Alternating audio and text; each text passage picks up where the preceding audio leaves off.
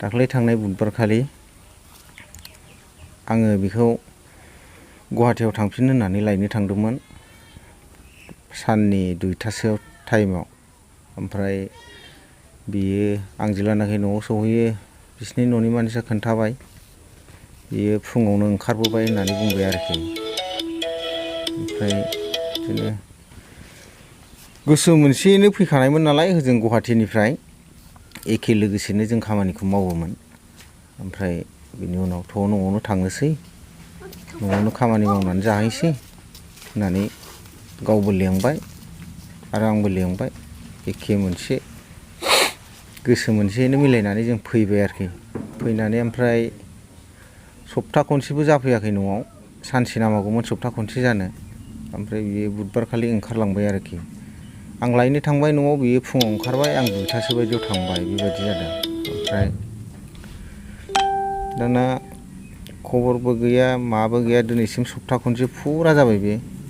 दिनै बुधबार बाराय जाहैबाय, दिनै फुरा जाहैबाय सप्ता खनसे। ओमफ्राय दा खबर लायै गैया जेरावबो, गावबो फनखौनो हराखै, आखायावथ' मबाइलबो गैखाया आरो बियो जेबो बुस्थु डकुमेन्टसबो मोनलाङाखै। फैसायाबो बेनाव 200ल' थाखा मोनलांदों बिनि पकेटाव।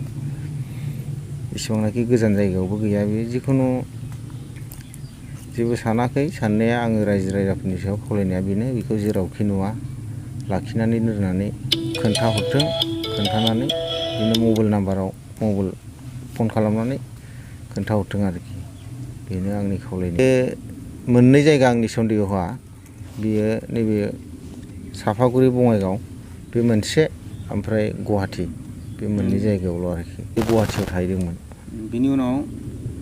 बिनि उनाव गावनो लिंहरबाय आंखौ, लिंहरनानै आं उमुक जायगायाव दं फैदो होननानै थांबाय।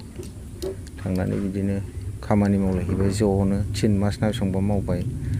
ओमफ्राय न'आव थांनोसै होननानै फैबाय। बिदिनो फैनानै गावनो बुंबाय, नै दाख्लै फैनाय समावबो बुंबाय, आं दिनैनिफ्राय बेफोरबायदि खामानि मावला, आं गोसोआ मोजां जाबाय, आङो थै-थां नोंनि आखायावनोसै, एबारनिफ्राय आं खारला आरो आंनाव बेफोरबायदि साननाय मानाय गैला होननानै बुंबाय। बेनिखायनो आङो जेरावखि थाया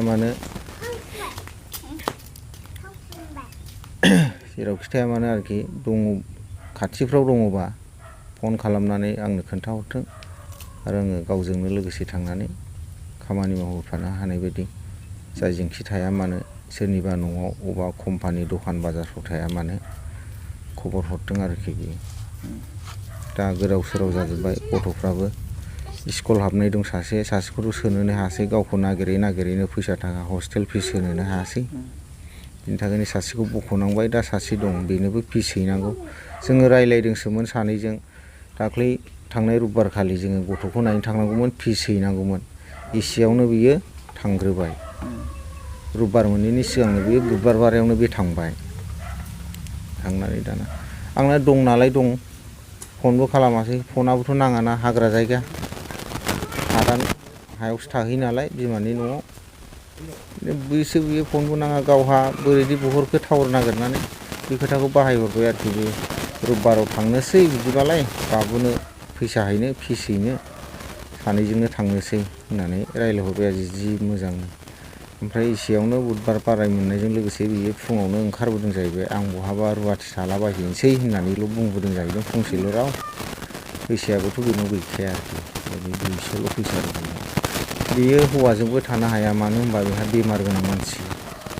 बेयो खामानि मावगोन मावनाया, बेबायदिनो सानसे साननै रेस्ट लानानैबाबो बे खामानिखौ मावगोन आरो। सानफ्रामबो आइडिया जाबाय थाखायो बेयो। हौवा लानानैबो थानो हानायनि, आरो बेजों हौवाया माथ्र' थागोन सप्ता खनसे बा 1.5 सप्ता बेबायदिल' थागोन बेजों थाबाबो, आरो बिनि उनावनो बियो गोदाव सोराव जागोन। ओंखायनो आंनि खावलायनाया बेनो, जेरावखि थाया मानो गाव खबर हरफिनथों। बेहा गथ' गथाय दं, फैफिनबाबो नाजावगोन। बेबायदि आरोखि आंनि खावलायनाया बेनो रायजो राजाफोरनिसिम। हामबायसै।